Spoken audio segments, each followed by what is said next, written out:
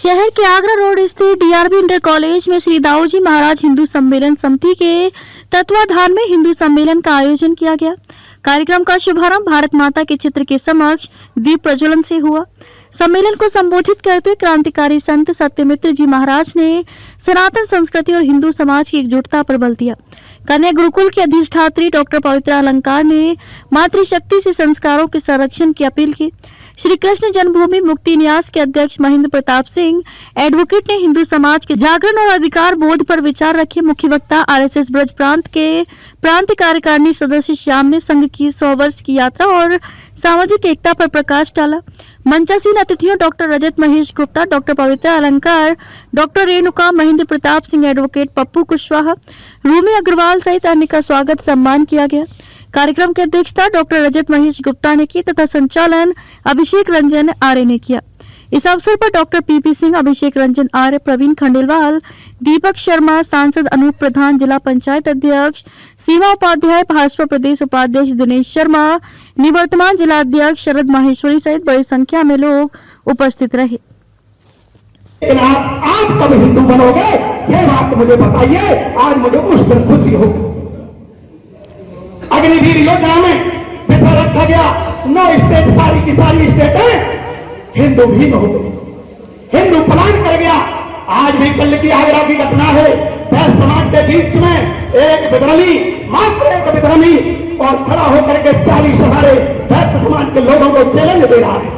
आप जानते हैं कि आपकी उंगली का ताकत का परिणाम है कि आज उसको उसी की भाषा में आदरणीय यशस्वी मुख्यमंत्री जी ने जवाब देने का कार्य किया है।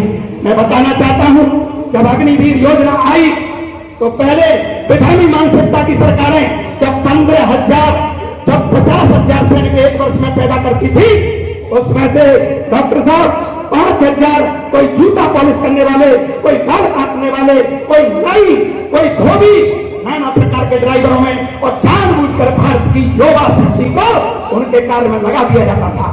तब भारत सरकार का ध्यान गया। तात्कालिक प्रभाव से ये क्या हो रहा है आप बता सकते हैं। 15,000 सैनिक मात्र शेष आपके बचते तो 10 साल में आपके पास कितनी सेना होती? एक साल में 15,000 सैनिक पैदा किए तो 10 साल में कितनी होती? मात्र आपके पास 1.5 लाख सेना होती। तब तक दुनिया की सारी पावर भारत को चारों तरफ से घेर लेती। उस समय अग्निवीर योजना ऐसी विषम परिस्थितियों में लाई गई।